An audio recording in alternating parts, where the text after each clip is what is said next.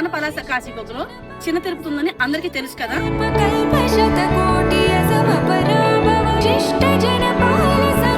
కొన్ని అనివార్య కారణాల వల్ల మన దేవాలయం అనేది దర్శనాలు అనేది కొద్ది రోజులు నిలిపివేయడం జరిగింది. కానీ మీ అందరికీ ఒక మంచి శుభవార్త చెప్పాలనుకుంటున్నాను. గవర్నమెంట్ మనకి గొప్ప అవకాశం ఇచ్చారు.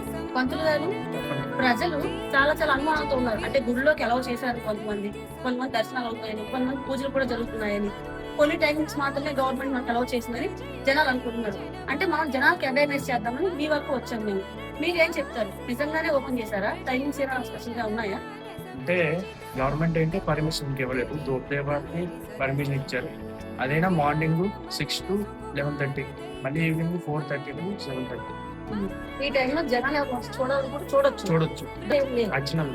ఓన్లీ దర్శనం వరకు అవకాశం ఇచ్చారు. ఇదిగోండి, గవర్నమెంట్ మనకు గొప్ప అవకాశం ఇచ్చింది.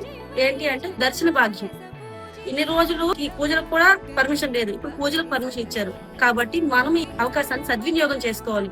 ఒకేసారి పొలం అనుకుంటూ వచ్చేయకుండా నెమ్మదిగా కొంతమంది రండి. ఎందుకంటే అన్ని రోజులు దేవుడు అనేది దర్శనానికి అనుమతి ఇచ్చారు మనకి. కానీ ప్రత్యేక టైమింగ్స్ అనేవి పంతులు గారు మనకు తెలియజేయడం జరిగింది. భగవంతుని లీలలు అనేవి అన్ని వేళల్లో అన్ని సందర్భాల్లో మానవ జాతి మీద ఒకేలా ఉంటాయి. ఒకే రోజు ఎక్కువగా చూస్తారని, ఒకే రోజు తక్కువగా చూస్తారని ఎప్పుడు అనుకోవద్దు. అలా ఎక్కువగా వచ్చేసి ప్రమాదాలకు గురవ్వద్దు.